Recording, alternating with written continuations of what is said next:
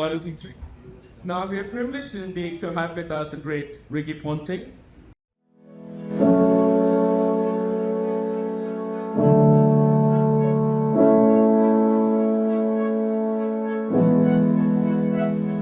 Let me go back 6 weeks. We have seen some fantastic cricket. 837,839 people actually came to to the various stadiums around Australia, and some games were cut short because of rain, or India lost 2.5 days also. Now, is this been one of the greatest series ever? Yeah, firstly, thank you for that very warm welcome. Thank you all for coming along. Thank you to Manjits for the support that we've been given here with Ponting Wines and our little startup brand that we've got going, and we'll talk a little bit more about that later. But it's been an incredible summer. You know, you talk to all of the players, as I get a chance to do over the last 6.5 weeks. I think everyone in Australia and India were really excited about the way that this series was going to be played. And when you play a big series with two of the best teams in the world, the hype starts, 2 months out. And it did. It was a build-up like an Ashes series. You know, everyone was talking about waiting for India to arrive in Australia. There was speculation on who would be in the Indian team, who's going to be in the Australian team, who's opening the batting for Australia. And that intrigue sort of gripped the whole nation, and we've seen that sort of last, up until the last ball was bowled today. What I saw Perth, to start with, was a great test match. India were outstanding over there, were way too good and deserved to win the way that they did. But as the series gone on, we get to Melbourne, and I don't think I've ever seen anything like what I saw in Melbourne last week. I think it was 375,000 people turned up at the MCG for the 5 days there. The game goes late into day 5. It's what Test match cricket was designed for, and it's what Test match cricket is all about. There's a lot of negativity around about Test match cricket and how you can play a game for 5 days and not get a result. But when you get a result like we had in Melbourne, when it comes down to the wire, us cricket purists, that's what the game is all about. That's what we love, that's what we enjoy. And as a player, you talk to the players, and I watched Nathan Lyon interviewed about 10 minutes after the game finished in Melbourne, and he was crying. He had tears streaming down his cheeks. That's what it means to the players to be part of such a magnificent series. And I did the Channel 7 opener that you will see played every morning before the Test match comes on, because I know you're all watching Channel 7. And I was asked to read a line then about this now being the biggest rivalry, like move over England, this is now the biggest rivalry in Australian cricket, and it's hard to argue with that now. What we've seen over the last 6 weeks, England are here this time next year, and we'll see how big that rivalry is then, because if there's more than 837,000 people come next year, then we'll know what the strongest rivalry is. So, to be able to be a part of it, sitting behind the glass and commentating and calling the series has been a lot of fun. Both teams have played their hearts out. So sad today and yesterday to see Bumrah not be able to take part in the last day of the game, although I think I'm the only Aussie that's probably saying that. The Aussie batsmen weren't saying that they wanted to see Bumrah out there, but I definitely was saying that. So all in all, a really enjoyable Test series, and both teams can be really proud of what they've done over the last 6.5 weeks. Ricky, you mentioned Bumrah, one of the best bowlers in the world today. How would you have faced him? Well, I was his first captain and his first coach, so he hasn't just turned into a star. I turned into a No, we go back a long way. He debuted for the Mumbai Indians as a 17-year-old. I was captain of the Mumbai Indians then. His first wicket in IPL was Virat Kohli. He's in his first ever IPL game, and every year he's just got better and better. The thing I'm worried about this injury that he's just picked up, because we know that he's missed 18 months with spinal surgery that he had. The fact he didn't bowl at all today, to me, says he probably got a reoccurrence of that injury. If it does set him back another 18 months, then we might not see him again playing Test cricket, which would be really sad. So, as I said, from a purist point of view, I hope that it's not that. I hope he gets back playing really soon. As long as it's after the IPL, because I've got to coach against him in the IPL, I'd rather not be fit for that tournament. But no, he's a star. He's a lovely person, and he's done a good job when he's led India as well. What he's done on the field and off the field. So He's a star. Ricky, talking about batsmen now, every great batsman thinks that he or she has got one great innings in them, even when the star is fading. Do you think the great batsmen, and I think you know who I'm referring to, do you think they should be tapped on the shoulder by the selectors and asked to move on, or do we allow them their own exit point? Well, there's probably two that you could ask that about in the Indian team right now. One's Rohit, and where is Rohit at with his career, and the other one that I think you're talking about is Virat. I personally don't think we'll see Rohit Sharma play for India again in Test match cricket. I think the way that they've sort of worded things this week with him opting to have a rest and not play, I think that's a play on words. I think he's done. And Virat gets the opportunity to go out whenever he wants. He's been a star of the game, but from what I've seen, his drop off has been quite dramatic. You know, he's getting out the same way all the time. Every team around the world knows where to bowl to him now. And you can see how hard he was fighting over this Test series to not do it, to not get out that way. And I think, you know, he couldn't believe he did it in the first innings here, and then the anger that he showed in the second innings when he did exactly the same thing. Yeah, I mean, the end is obviously closer than the start for him, but I think they don't play Test cricket again until England in June or July. So they've got a few months to go yet, but I think he'll play that series, but I don't think it'll be too long before he decides to hang the boots up.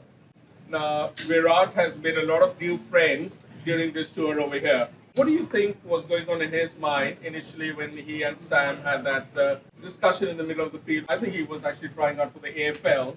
No, it's just appeared to me that he's been angry since the moment he arrived. I mean, he's always been a guy that plays with his heart on his sleeve, but little things start to stand out a little bit more. When I saw his interaction with a journalist, that's just a sign of somebody that's almost looking for something to complain about, something to worry about. And you know, when you get to that point in your career, when you're looking for trouble, when you're only seeing negative things, when you're only hearing the negative words that people are talking about you, when you only see bad luck as a player, that's when you're in a really bad spot. When I saw him interact in Melbourne the way that he did, I knew that he wouldn't make runs after that because he's angry and you can see it. And what he did in Melbourne, I've got no idea what can possibly motivate him. You know, there's one thing in the game you can't do, and that's you can't actually make physical contact with an opposition player.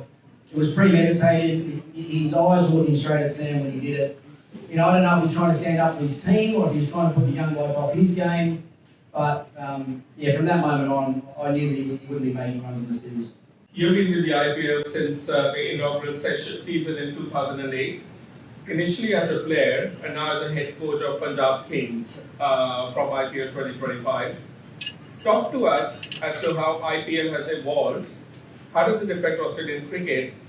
I mean, IPL, like all games, like all competitions, they evolve every year. The IPL has always been the best domestic competition in the world for the sheer fact you've got all the best players in the one tournament at the one time. No countries are putting tournaments on in the IPL. So to be a part of it is pretty cool, it's pretty special. I love it. You know, I'm back at Punjab now. I've signed another deal there for 4 years, so I'm there until I'm 54. So, and if I didn't love it, I wouldn't be doing it. I love it. I'll go there as long as I can, and hopefully I can bring some success to the Punjab Kings this year. This year at the IPL auctions, Australian players collectively earned about $12 million. Besides the money, how else does IPL affect Australian cricket? Yeah, unfortunately, us coaches don't get paid $12 million, us Australian coaches, unfortunately. I was responsible for a big part of that. I picked up 5 Australian players in the auction that are coming to Punjab Kings 11 with me. No nepotism there? No, I just needed the best players for my team, and I ended up getting 5 Australians to come. Some of which have won a lot of games and won some World Cups, so we'll see how they go. But how does it affect the IPL? It does affect a lot of the smaller countries. I mean, you're seeing players from Sri Lanka, New Zealand, Bangladesh, Afghanistan, these sort of countries now that are not taking up national contracts, so they make sure that they can play other domestic tournaments around the world. So it has had an effect. It's had a great effect as far as the financial rewards for the players are concerned.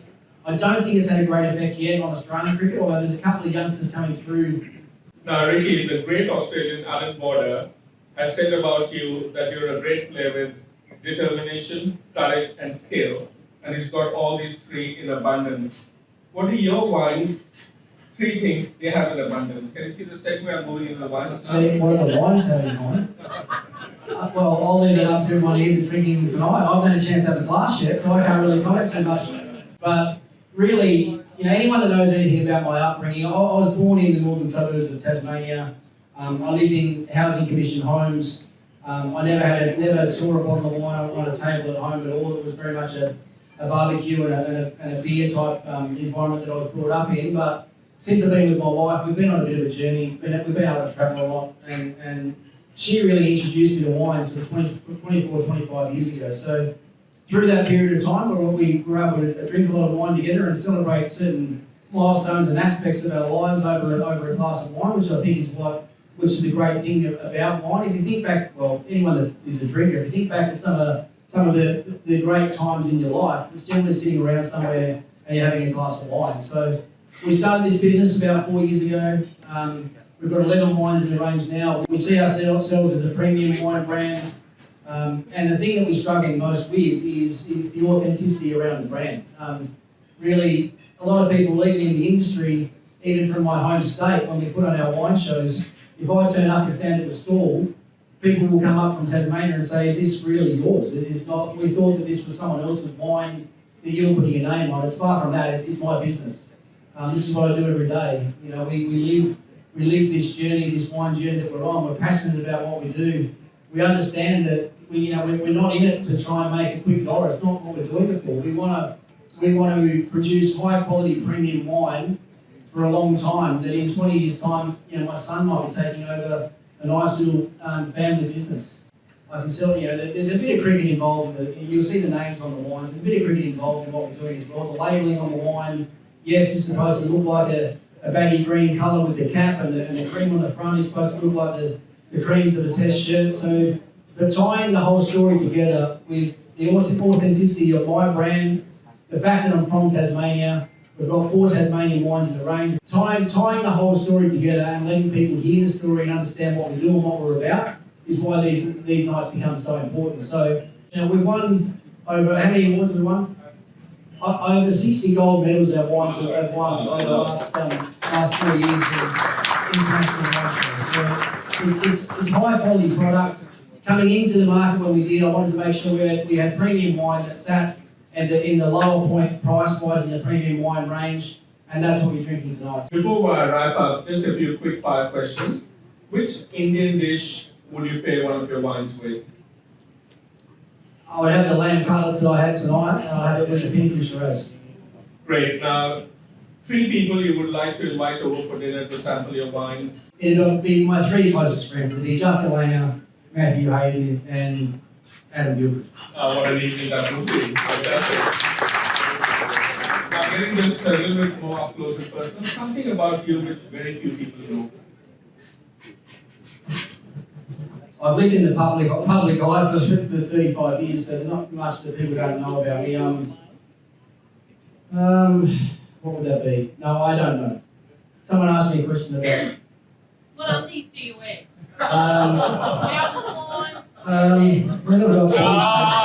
Videos off. No, I'm not sure. It's Boxers. high performance or something. That's not true either. Well, I don't think I can go anywhere after that once you know what undies Ricky Ponting wears. So please, everybody, put your hands together and thank Ricky for